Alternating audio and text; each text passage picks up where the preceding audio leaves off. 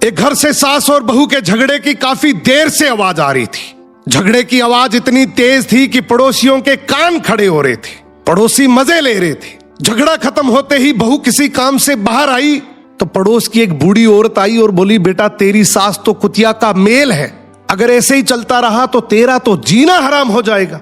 बहू ने तुरंत कहा कि आप जिनके बारे में बोल रही है ना, वो मेरी सास है और मेरे पति की माँ तो वो मेरी भी माँ ही हुई, और हम माँ बेटी लाख झगड़ा करें, आपको पंचायत करने की कोई जरूरत नहीं है। बूढ़ी औरत बोली, बेटा मैं तो तेरी भलाई के लिए ही बोल रही थी। बहू ने कहा कि आप मेरी भलाई के लिए बोल रही हैं या बुराई के लिए, ये मुझे सब पता है। मेरी माँ ने ये मुझे बचपन से सिखाया है कि ऐसी फालतू कान भरने वाली औरतों से हमेशा बचकर रहना।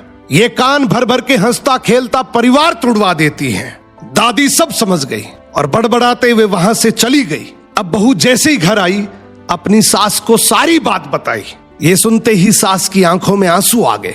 सास ने बहू को गले लगा लिया और रोते हुए बोली कि बेटा मुझे आज विश्वास हो गया कि तू मेरे घर की बहू नहीं बल्कि मेरे घर की लक्ष्मी है, और आज मुझे ये भरोसा हो गया कि तुम मेरे और मेरे बेटे को आराम से संभाल लेगी। अब मुझे कोई चिंता नहीं है। बहू ने भी रोते हुए बस इतना ही कहा कि आप मेरी माँ हैं और माँ से झगड़ा कौन नहीं करता, पर झगड़े का मतलब ये नहीं कि मैं घर की बात बाहर करूं। सो घर की बातें अगर घर में ही रहे तो घर मंदिर है, वरना कान भरने वाले तो हर गली नुक्कड़ पर बैठे हैं जो चुटकियों में एक हंसता खेलता परिवार तोड़ देते हैं।